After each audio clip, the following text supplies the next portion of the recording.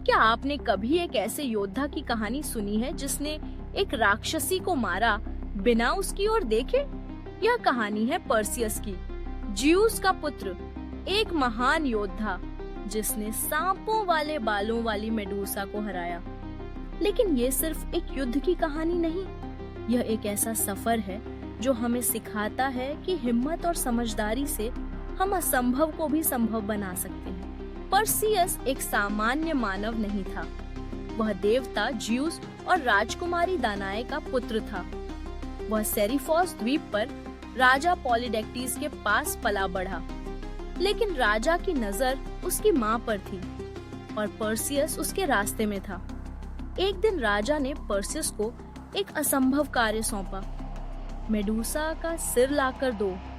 Medusa, जिसकी नजर ही किसी को पत्थर बना देती थी। पर्सियस ने देवताओं से सहायता मांगी। एथीना ने उसे एक चमकदार कवच और ढाल दी जो आईने जैसा था।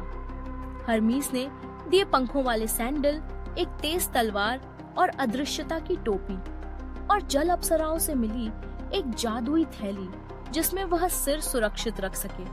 अब पर्सियस उड़ चला, अंधकार, तूफानों और भय के उस पारी, गुफा के बाहर पत्थर बनी मूर्तियां जो कभी योद्धा थे अब मृत शिलाएं। मेडूसा सो रही थी, उसके बालों में फुफकारते जहरीले सांप। पर्सियस ने अपनी ढाल में उसका प्रतिबिंब देखा और चुपचाप पास गया। स्विश! एक ही वार में उसने मेडूसा का सिर काट दिया।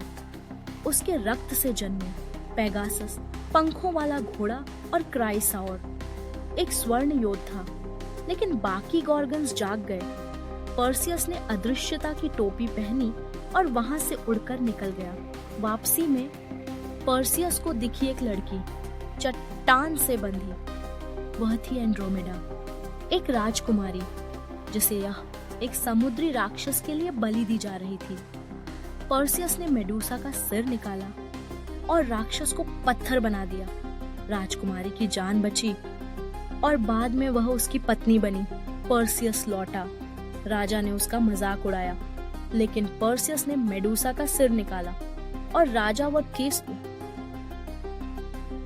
उसके सभी सैनिक पत्थर बन गए। पर्सियस का नाम अमर हो गया। एथीना ने उसकी तस्वीर आकाश गंगा में तारे के रूप में स्थापित की। इस कहानी से हमें सीखने को मिलता है, साहस और समझदारी से कोई भी राक्षस मारा जा सकता है। ऐसी और पौराणिक कहानियों के लिए लाइक, शेयर और सब्सक्राइब करें टॉट टेल्स को।